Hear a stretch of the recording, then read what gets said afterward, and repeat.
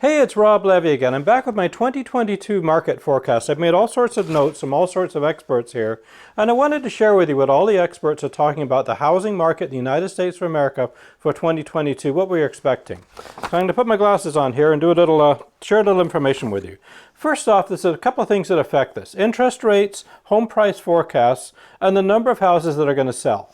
And they're all driven by different things. So let's start with the first one, and it's the big one, and it's interest rates.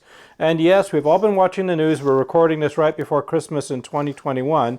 We've all been watching the news and heard about interest rates going up. Oh my gosh, interest rates are going to go up. As a matter of fact, the Fed's talking about raising the rates probably 3 times, 1/4% next year, but that doesn't necessarily affect mortgage rates. And here's where I'm coming from. First of all, we've got to put this in perspective. And in this chart up here, you'll see, when we compare the rates from the different decades, like the 70s, 80s, 90s, 2000s, and 2010s, you'll see that, we're not doing that bad. First off, where are we right now? We're hovering around about 3% right now as I record this, and predictions are that they're going to end up, if you look at all the different people of what they're saying, somewhere between 3.75 and 3.5% for 2022. Honestly, from some of the experts I've been talking to, I think it's more realistic that we could end up closer to 4%. But is that bad? Well, let's take a look at how that compares. First off, from the 2010s, the average was 4.09%, as you can see on that chart. For the 2000s, it was 6.29%, and of course we could go back to the 80s when it was 12.7%. That's when I bought my first house, by the way. Yeah, that wasn't so good. So again, interest rates should stay around 3.5 to 4%, and that's historically incredibly low. So that's a huge benefit for home buyers, and of course a huge benefit for home sellers because they're more home buyers. You see, every time the interest rates go up 1%, you lose a certain factor, they say, around 10% of home buyers. So the second thing is about home prices, and home prices are forecast to appreciate yet again.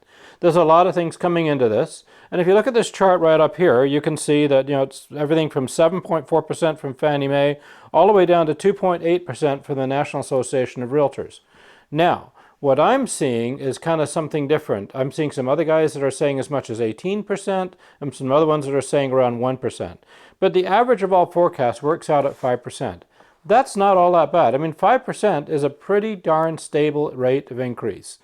Where that looks at is it's steady, it's not pricing people out of the market, but it also means that people that are buying houses are actually making a little bit of equity as time goes along.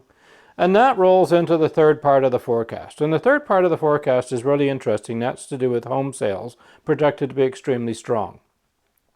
So if we look at this chart up here, the blue is actually 2022, and the gray is 2021 forecast, and the blue is 2022 forecast.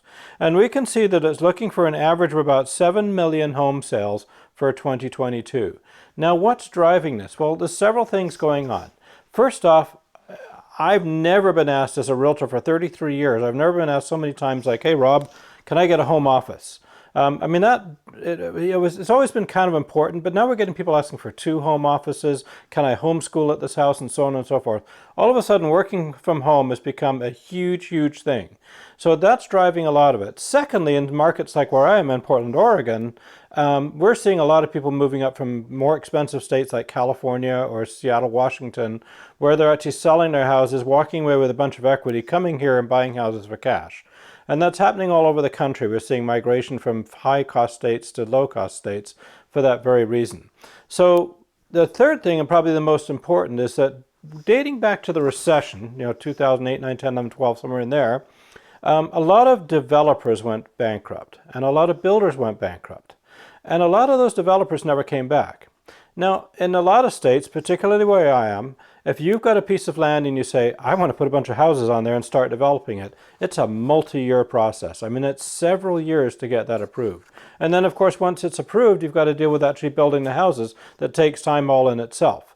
So that's several years. So where I'm going with that is it's like a 3 to 5 year process from where you start saying, I think I want to develop that land, to when it actually becomes developable. 3 to 5 years.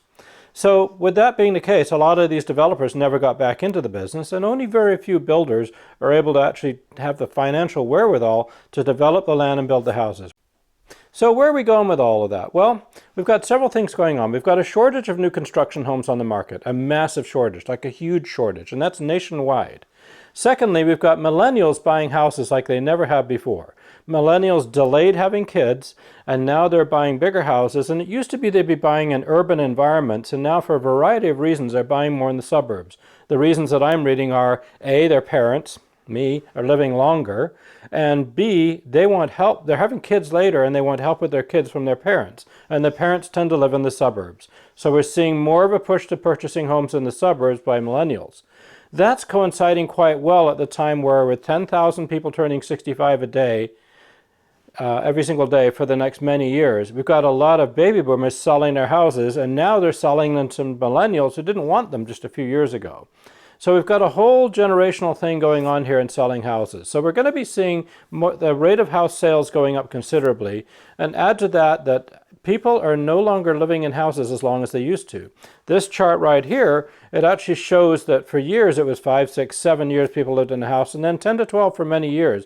Well, that's down to 8 now. 8 years is the average time a person's staying in a house in 2021, for a lot of the reasons that we just talked about above. So in summary here for 2022, where do we stand? We're going to see a slight increase in interest rates. We're going to see a slight increase in home prices. It might be a little more than a slight. The inventory is going to creep up a little bit as more people feel comfortable putting their houses on the market, and a little bit more new construction comes on the market. But it should lead for a fairly stable market. And what does that mean to you? If you're a seller, it's a really good time to sell because you're probably going to get multiple offers on your house. If you're a buyer, it's a really good time to buy because you're still buying at near historically low interest rates. Okay, so remember we talked about that slide I talked about earlier where rates just a couple of years ago, like in the 2000s, were 6.9% on average? Even though those prices were cheaper, with the interest rates cheaper now than they were then, it actually works out either the same or sometimes even cheaper to buy a house now than it did, say, in 2005 or something like that. Anyhow, if you've got any questions on this, by the way, please click on subscribe. Love for you to subscribe to my videos, and if you've got people that you think would be interested, share it with them as well. And thank you so much for watching this video.